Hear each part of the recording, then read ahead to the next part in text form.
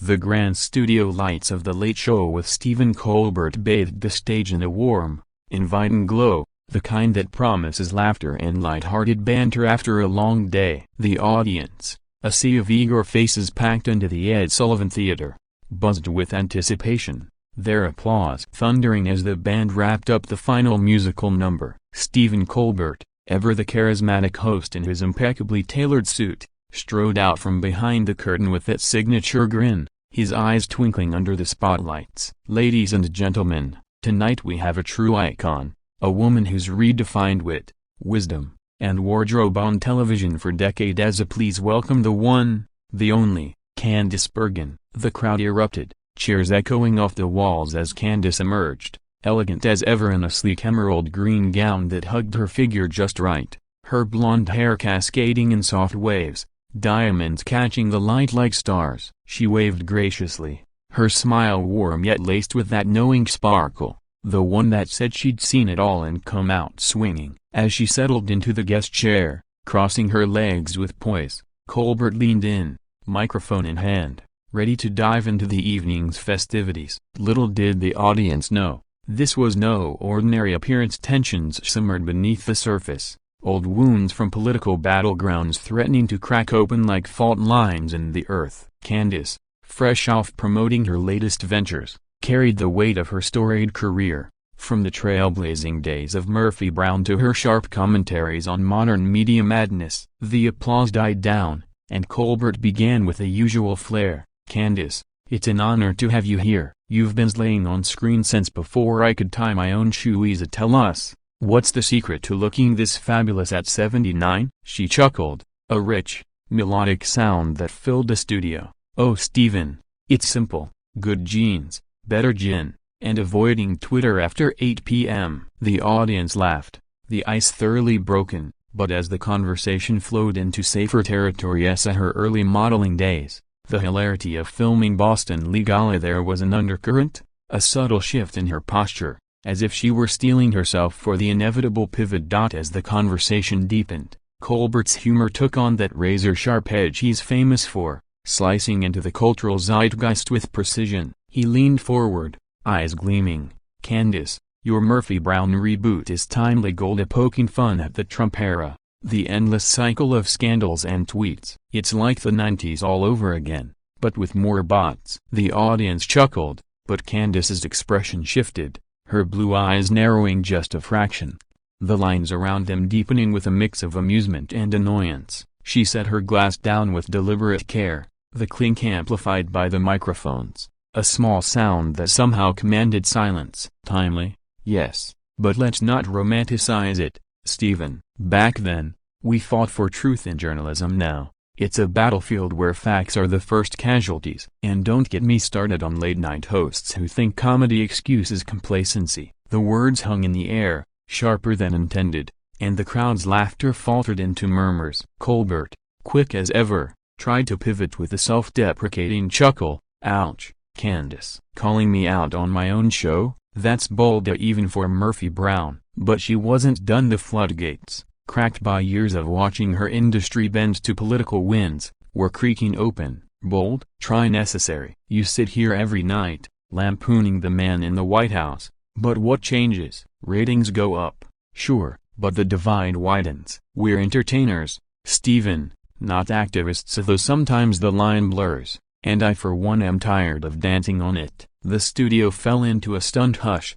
broken only by a few gasps and the faint hum of the lights. Colbert's grin wavered, his mind racing for a recovery line, but Candice pressed on, her voice steady, resonant, drawing from decades of scripted monologues and unscripted life. She recalled the original Murphy Brown backlash, how Vice President Quayle had attacked her character for choosing single motherhood, igniting a national debate on family values. That was personal then, now it's existential. "We're not just characters, so we're complicit if we stay silent." The tension, now palpable, coiled like a spring under the studio floorboards, every eye locked on the two titans of television trading barbs wrapped in velvet. Colbert, recovering his footing, delved into her personal life with feigned innocence. "Candice, you've had this incredible journey from modeling for Vogue to voicing your father's dummy, No offense to Charlie McCarthy, but let's talk real. That date with young Donald Trump. You said he was a man with a comb-over and a combative streak.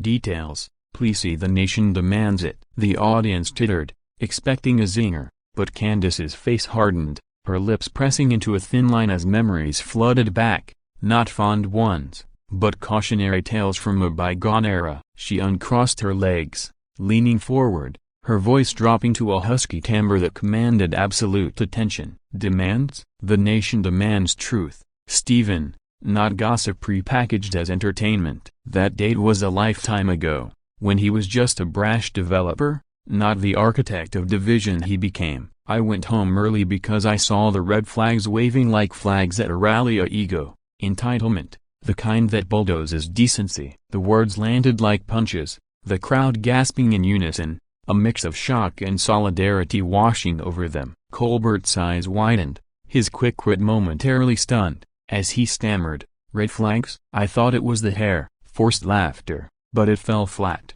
the room's atmosphere turning electric with discomfort. Candice, undeterred, rose slightly in her seat, her gown rustling like a whisper of rebellion. "Laugh if you must, but this isn't comedy, it's complicity. You invite me here to reminisce, but it's all fodder for your monologues, isn't it? Punchlines over progress. I've spent my career portraying strong women who speak truth to power, and now, when power tweets lies from the Oval Office, we what? We quip? We curate? No, Stephen, we call it out." The applause swelled then, thunderous, as if the audience had been waiting for this catharsis. Phones already out, live tweeting the meltdown in real time. Back in 2018, she joked about the date lightly, but now, post-reboot, post-election scars, the humor had evaporated, replaced by a fierce authenticity that no script could contain. Colbert, face flushing under the lights, tried to interject,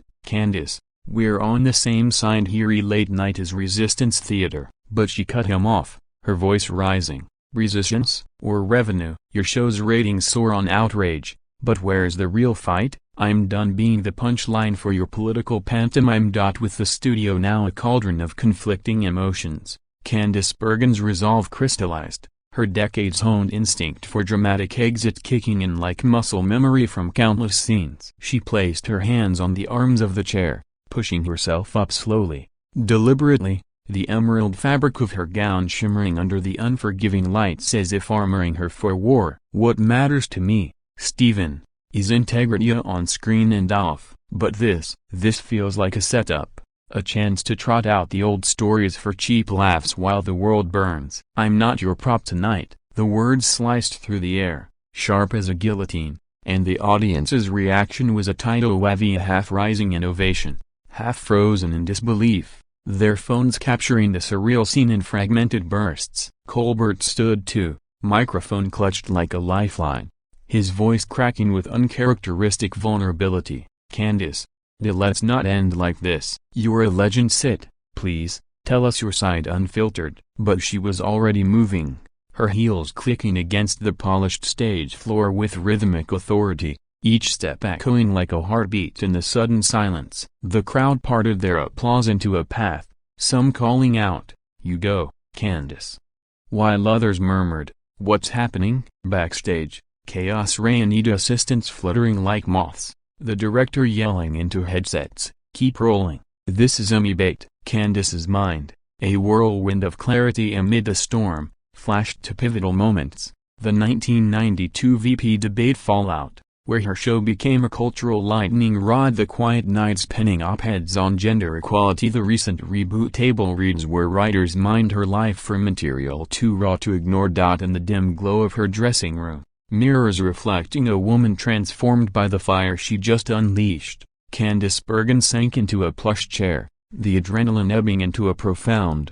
bone-deep exhaustion laced with exhilaration. The walls, adorned with headshots from her glory days agone, starting over, those Emmy statuettes gleaming like talismans, seemed to close in, offering sanctuary from the frenzy beyond. Her assistant, a young whippersnapper named Mia, burst in, phone in hand, eyes wide as saucers. "Candice, it's everywhere." Twitter's exploding. A Queen Bergen slays Colbert, walkout of the century.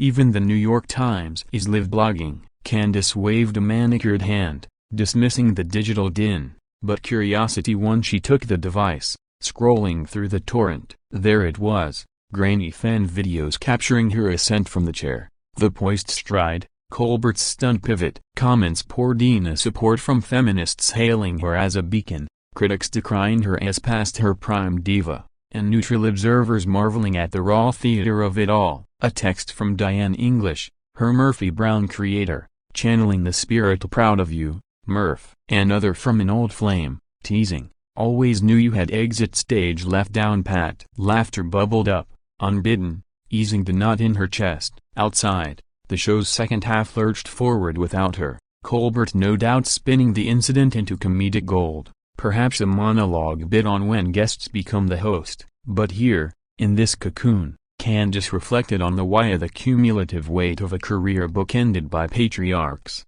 from her ventriloquist father to the politicians who'd weaponized her image. The Trump date anecdote, once a fun factoid, now symbolized so much more: the casual misogyny she'd navigated since her teens, the way powerful men assumed her stories were theirs to retell. "I didn't plan this," she murmured to Mia, who nodded vigorously, "but it was perfect, authentic." Mia recounted the audience's roar, how it built like a wave, carrying her offstage on a crest of adulation, as makeup artists fussed, reapplying her signature red lip. Candice's thoughts drifted to the broader ripple. Would this embolden other women in the industry, tired of being tokenized? Or would it blacklist her from the safe circuits of talk show circuits? Calls buzzed in morning's shows clamoring for exclusives, agents plotting spin. She answered one from a producer friend, "Candice, that was electric.